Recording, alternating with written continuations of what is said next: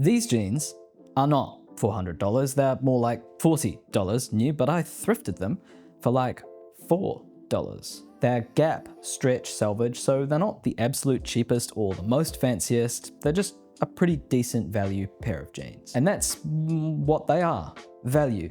You get some nice things like this Selvedge ID, which we'll get to, and a button fly, which is far superior to a zipper, and no, you can't change my mind. And it's even made out of Japanese denim.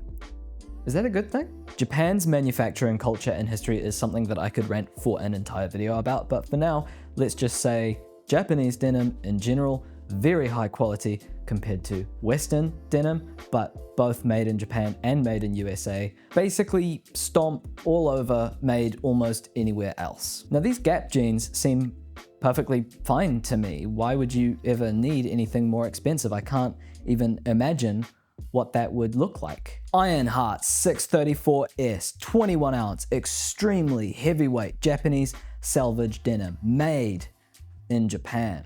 And yes, they do look way better on me, and some of that is because I stopped being delusional about what size I really am, but some of it is the jeans themselves. So what more does $350 extra actually get you? Well, for starters, made in Japan is a bit of a flex, and yes, generally speaking, means you're getting something that is extremely well made. But a lot of people also forget that made in Japan almost always also means you're getting something that's made ethically. Japan has pretty decent labor laws, and so the chances that your trousers are made by some 12-year-old slave labor kid, basically zero. Whereas compared to made in certain other places, those chances are upsettingly high. But whatever, ethics, schmethics, right? Who really cares? What we want to know is, are the jeans better?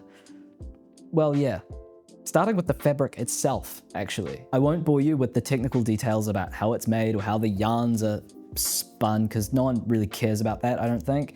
What I will bore you with is this number, 21 ounces. That's how much 1 square yard of the denim weighs. For reference, your regular high street jeans are probably between 8 and 11 or 12 ounces. And yes, these are extremely heavy and stiff when you first put them on, and they almost stood up on their own, and it did feel like I was walking around in the Tin Man costume for the first few days. But after a while, they break in and they kind of mold to your body, and they are unbelievably comfortable for how thick and heavy the fabric is, like way more comfortable than the Gap jeans. But because the fabric is heavier, it's also affected by gravity more, right? And so it falls off your body in a much more natural way. It just kind of flows, whereas the cheaper jeans, because they're lighter, are a little bit more bunchy scrunchy. So they look good because the denim is heavy, but they also look good because they fit perfectly. When you order a pair of jeans from Ironheart, a human being reaches out and double checks that all of the sizes are okay. I got these hemmed to my cartoonishly tiny inseam,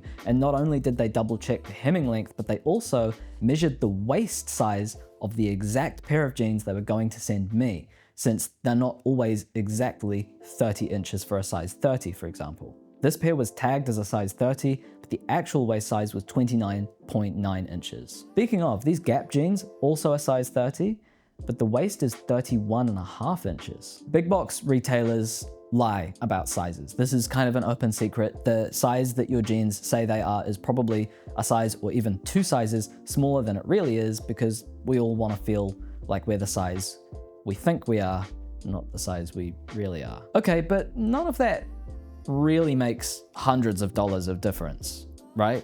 You wanna know what does? This does. Those cheap Gap jeans survived just under a year of my bum before they checked out and became genuinely offensive to leave the house in. It's easy to see why. I mean, this part of the jean is the part that gets stretched and rubbed the most when you're walking around and moving, and when the fabric is thinner and the stitching is lower quality, it's bound to result in a premature blowout. You know, this is probably fine if you have like 12 pairs of trousers that you cycle through, and so you don't really put much wear on them, but I don't.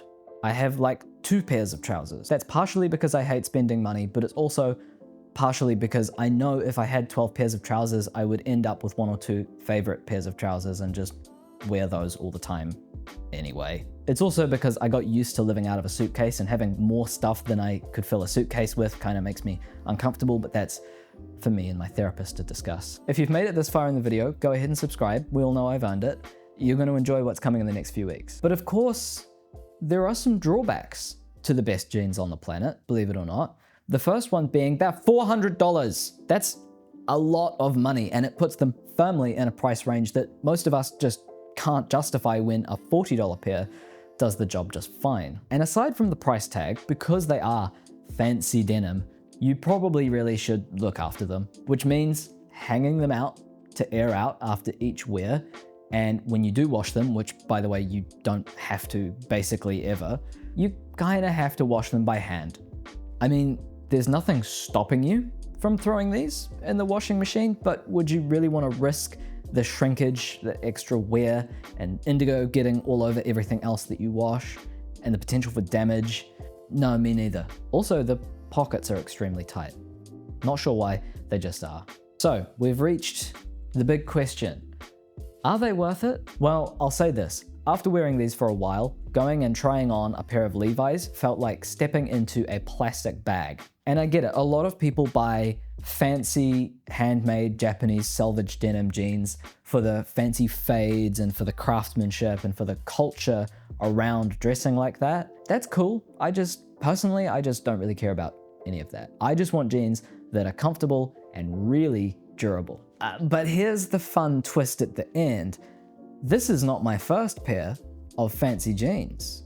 These are the Black Horse Lane Ateliers E8 Slim Tapered, and they're also made from a stunning Japanese Selvedge denim, this time in a lighter, more breathable 14 ounces. They're also ethical, made in London. They also had phenomenal customer service, and while they don't have the rugged motorcycle heritage of the Ironhearts, they definitely have a great design and look great, or rather, looked great. See, these used to fit me really well before they accidentally got put through a warm wash in the washing machine. And now they're about 1 million sizes too small, and after that fateful day, yep, crotch blown out. Are the Ironhearts worth it? Well, time will tell if they are as durable as I hope they are, but aside from the ethics and the construction and the craftsmanship and even the denim itself, there's another reason that I think that they are. These jeans are an example of my favorite kind of thing. Ironheart have taken the blue jean and they've made it as perfect as they can. Not most expensively, not the most beautifully, but the most perfectly. There's a word for this, quintessential, right? These jeans have quintessence. Just like how the Zippo is the quintessential lighter and the Coke bottle is the quintessential beverage container made out of glass. It's like it's an object that is perfectly what it is and nothing else. That's what I think these jeans are. They are like the Michelangelo's David of blue jeans. There's a book about this. Here's a quote. We get excited about them, not because they're the best, but because they have an elusive combination of style, class, and utility. A lot of the time when I find an object that has this feeling, I almost want to call it soul. Like I can tell that someone who really loved this thing is the person that designed it and made it. A big part of this channel is going to be exploring this idea of quintessence and these perfect objects in both some of the clothes and accessories I wear, as well as basically anything else I feel like making a video about. So go ahead and subscribe.